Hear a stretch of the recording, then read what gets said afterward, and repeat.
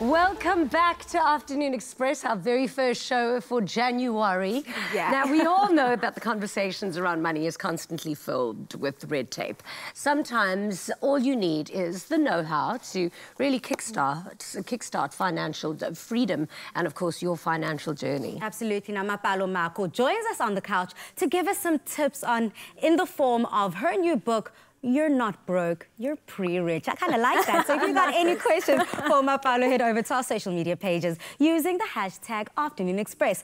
Girl, I would love to tell myself that every day. Yes. I would love to tell my bank balance that I'm not broke, I'm just pre-rich. So what's this book about? And when you wrote it, what were you aiming for? Yeah, so literally this book is it's a personal finance book for millennials, right? So for women and men, of course, who are asking themselves, how do I win at this money game? Right? Because a lot of the times when you read a personal finance book, just from the title, it scares you off, right? But this book really was for people to get money in the most basic way. And to tell you, Palisa, it's one of the best compliments that I've gotten about the book, that, you know what, it's the easiest read ever. Yeah. So for me, really, that's what this book's supposed to do. Heaven sent to me. You were with us in 2018, yes, and I mean, it was so obvious then that you needed to write a book on finance, just because you do know how to communicate, you know, being financially savvy in such an intense way. So what has your year been like, putting this together? Jenny, my year has been completely crazy. 2019 was madness, right?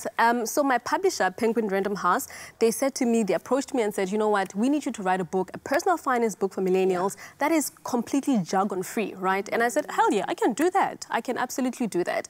And I had to write 60,000 words. Amazing. 60,000 words. But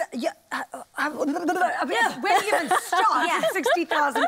How did you even begin? Like, because you've got really clever little themes here, and you've made everything so easy. Like, you know, you cover black tax, you cover things like how to eliminate, you know, unnecessary expenses, eliminating debt. So where did you even start?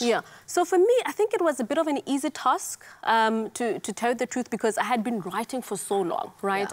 I write for a couple of publications, I write for my own blog, so I knew exactly what people want.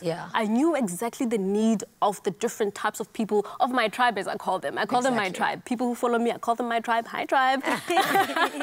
And I always, there's messages that they come through with, and they say, you know what, I want to know how to get out of debt. I want to know which investments to go for. I want to know how to start saving. I want to know how to get out of black tax, you know. But what I did, I think that is very different from every other book for this book, was that I interviewed people.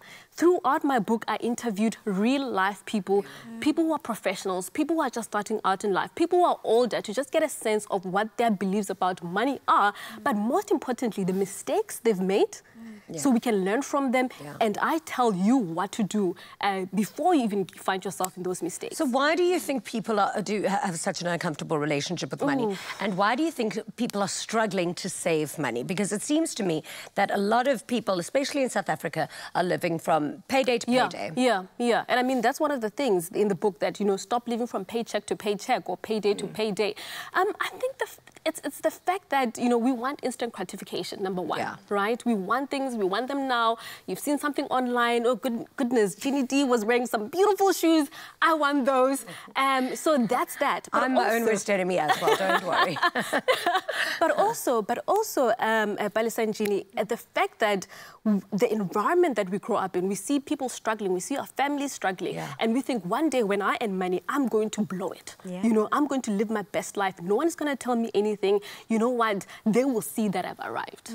But Mapalo, that leads us perfectly into your theme, hashtag get your money right. But so many of us are just getting it wrong. I mean, I know I struggle with budgeting. So what tools and practical advice can you give people to get their money right? The word budget even sounds like a swear word. I know, I break out in hives.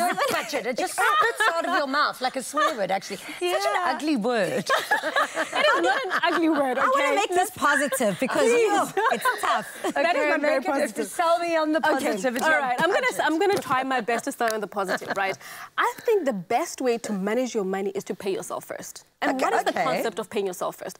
Paying yourself first, Ginny, I'm not talking about going back to buy your new pair of shoes.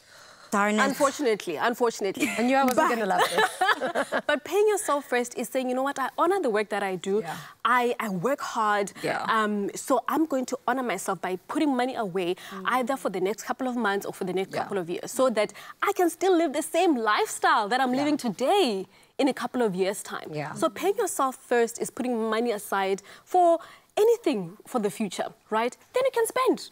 Then you can spend whatever is left and pay your bills, of course, and that sort of thing. I have to just ask you a question, because this actually gives me a lot of anxiety and a lot of panic, especially when I look at a lot of young people that are all influencers and this, and they don't actually have, like, actual careers or actual careers. So what, I mean, how should we be saving now when we're young for when we're old? How are we going to live when we are old? When we're not earning as much money anymore? That is such a good question. And in one of the interviews that I did recently, I said, you know what, look at the people around you. Look at the older people around you. Are they living the type of lifestyle that you want to live? Right? And for me, that's a good enough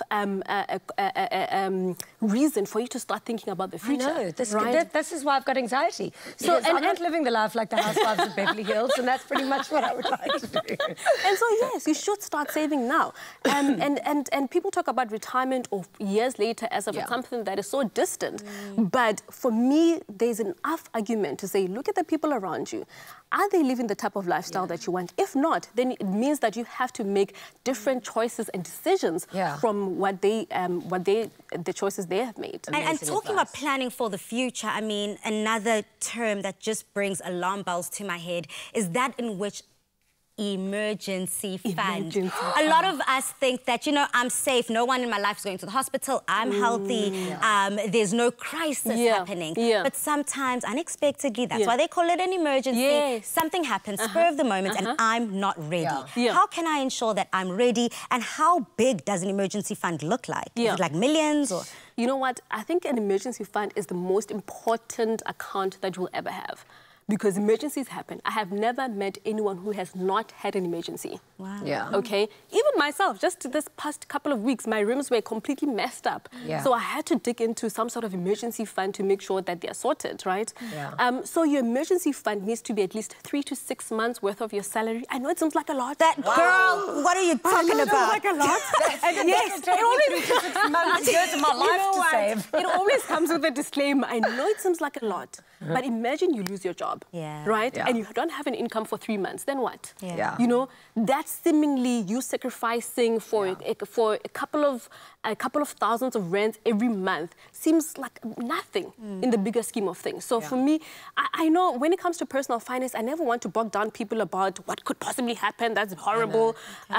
But although that is important to know. It is really important. It is really important, because then what happens? Then you have to go to debt and you're back in the cycle. And so few people have insurance and medical aids and all those things as well. You need it.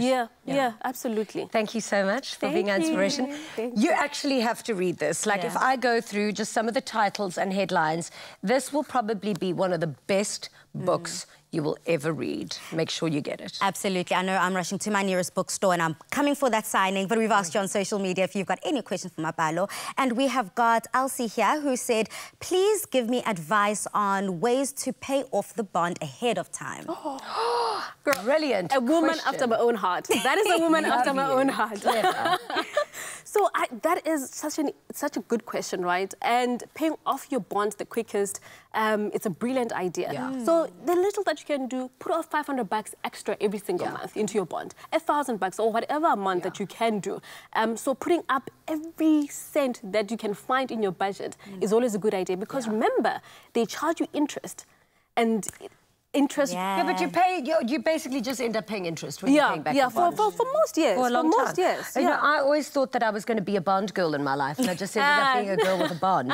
But you've got to pay it off faster. Like, if you're limited, if your amount to pay back is a certain amount, you have to pay more than what it is. Yes. And also, Jeannie, the thing is, the misconception is that you have to stick to what the bank has given you. If they've given you a 20-year bond, that's what you have to stick to. No, absolutely not. You can pay off your bond in 5 years.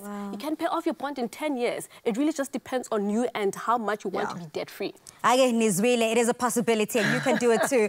Solomon here asks, what are the practical ways for people earning below the monthly income or salary rate for them to save money? And how can we normalize investing? What is the right age to start saving? And how much should one have in the bank to start saving? Why is it so important to save? You're saving for your future, right? You are saving for your future. So for me, when I look at investments or savings, I think about the fact that, you know what, when you invest, you're saying, I do not have to work a day extra than I have to, or than I want to, right? That's beautiful. So for me, if that can pop in your mind and that can pop in your head, I think you have won already, all right? So for me, there is no ballpark number to say, you know what, you need to start saving $1,000, 100,000. Whatever it is that you have, start with that. And I think people get put off saving or investing because they think, oh goodness, I need to be a billionaire. No, no, no, no, no, no. Whatever it is you have, just look at the different alternatives that are available to you that you can start putting your money into, and make sure that they are registered. You know, don't go for scams. Yeah, could you be too old or too young to start saving and investing? No, no, no, no. There's never such thing. Remember, once you start saving at a younger age, you have the biggest advantage. And what is that advantage? Compound interest, right? So your money compounds over time and over time and over time. Your money makes more money babies, and makes more and it makes more. So starting young is actually an advantage. But I never want to put off older people who are starting to invest and say, you know, well, you didn't use your time wisely. Everyone, no matter what stage, you can start investing. Beautiful. Do you save? Unfortunately, I have not been good at saving, but now what I've learned, especially in the last year of working, that the most little bit counts. Yes, yes. I'm struggling to pay myself first, so that's one thing I'm taking away from this conversation. But even if it's 20 Rand, Jeannie, I'm putting away. So what I've read this thing, which was absolutely amazing. I know that I've got to finish, but try and save 10 Rand a day. Just calculate what 10 Rand a day. Yes. Calculate what a year of 10 Rand a day is. Absolutely. It's like 700 and something thousand. Yeah. No, and it's a whole lot of money. Math was never must. Which is why we need you.